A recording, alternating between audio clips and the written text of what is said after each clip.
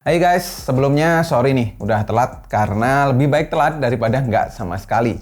Dan akhirnya saya sudah megang juga nih si ROG Phone 6. Ya ini edisi yang reguler ya, bukan yang Pro. Dan setelah saya pegang beberapa minggu si ROG Phone 6 ini, saya menemukan beberapa fitur yang di-upgrade yang mungkin itu cocok buat kamu seorang pro player atau seorang content creator gaming. Nah apa aja upgrade-nya? Tonton videonya sampai habis ya. Sebagai pengguna ROG Phone 5 sebelumnya, saya tuh nggak ngerasain perbedaan yang cukup signifikan di ROG Phone 6 ini. Palingan yang tampak sekilas tuh udah jelas dari desain package-nya. Selebihnya dari segi layar, dimensi, terus dari beratnya juga menurut saya masih terasa sama dengan ROG 5. Package ROG Phone 6 ini sekarang lebih terasa gamingnya. Walaupun memang desain package yang seri ROG Phone 6 Pro sih keren banget. Ada sistem lighting yang bakalan nyala di logo ROG dan tulisan Dare to Play. Secara material, saya juga masih merasakan rasa yang sama ketika dulu pegang ROG Phone 5. Jelas, bodinya solid. Handheldnya kerasa pas buat tangan saya. Cuman bedanya karena sekarang saya terbiasa dengan handphone yang kecil seperti iPhone 13 dan Zenfone 8, pegang ROG Phone 6 tuh berasa panjang banget.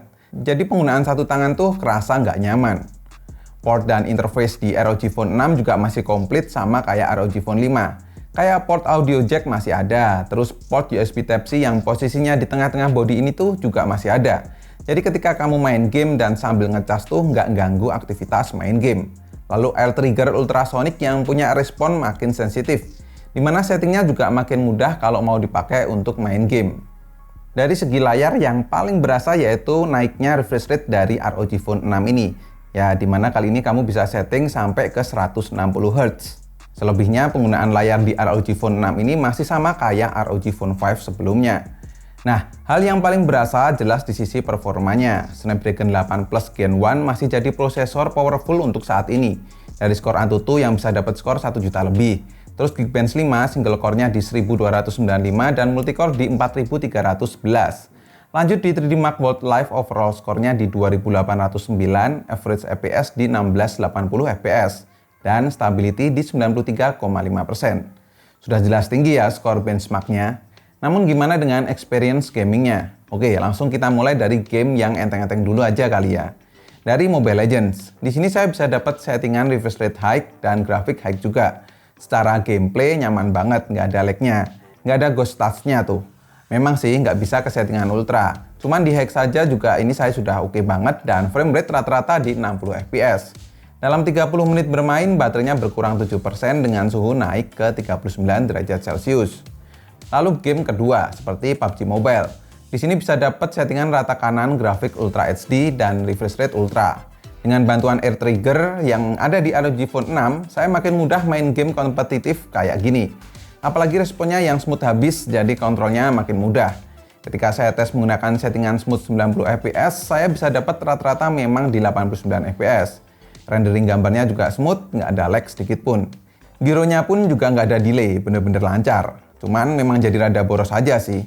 Dalam 30 menit bermain, baterainya berkurang 12% dengan suhu naik ke 44 derajat Celcius. Game selanjutnya Genshin Impact. Settingan defaultnya medium, namun ketika pengetesan kami rubah ke rata kanan semuanya. Dengan settingan ini, paling pertama yang terasa yaitu panas di HP langsung meningkat. Walaupun memang nggak sampai yang panas banget. Gameplaynya jelas aman banget tuh, bisa dapat rata-rata di 58 fps. Dan jarang banget frame drop. Dalam 30 menit bermain, baterainya berkurang 10% dengan suhu naik ke 45 derajat Celcius. Terus gimana mas, kalau dipakai buat daily? Ya sebenarnya jawaban saya akan sama dengan ketika dulu saya review ROG Phone 3 atau ROG Phone 5 sebelumnya. Ya bakalan bisa-bisa aja. Dan bahkan kalau terbiasa dengan HP yang rada berat, baterai 6000 mAh tuh bisa tahan seharian lebih. Ini saya tes menggunakan PC Mark Baterai Live dengan layar refresh rate auto bisa dapat 14 jam lebih. Terus nonton YouTube selama 1 jam juga berkurangnya cuma 8%. Padahal ya suara speaker dari ROG Phone tuh menurut saya masih jadi yang terbaik sampai saat ini. Begitu pula di ROG Phone 6 ini. Dentuman suara speaker ketika lagi dengerin lagu atau ketika lagi main game tuh berasa banget. Belum lagi adanya fitur Audio Wizard yang memungkinkan kamu bisa menyetel settingan sesuai dengan apa yang kamu inginkan.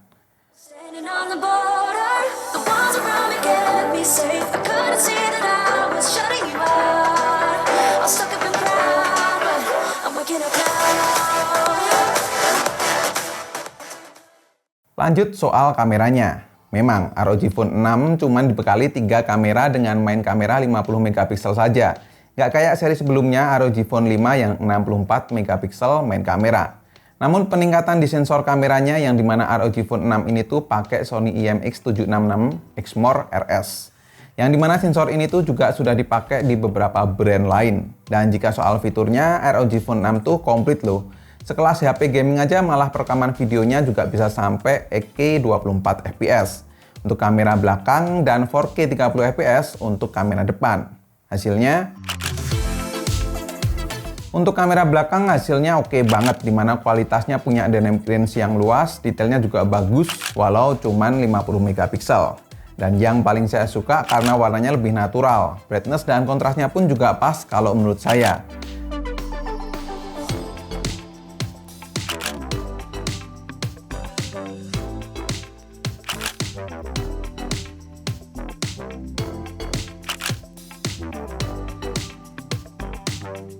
Yang sedikit kurang sih di kamera depan yang kurang bisa ngehandle backlight, kalau selebihnya sih tetap oke.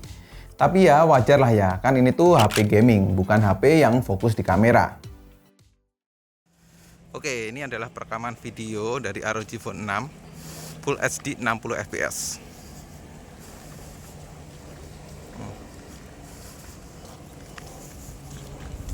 Oke, sekarang ini Full HD 60 fps.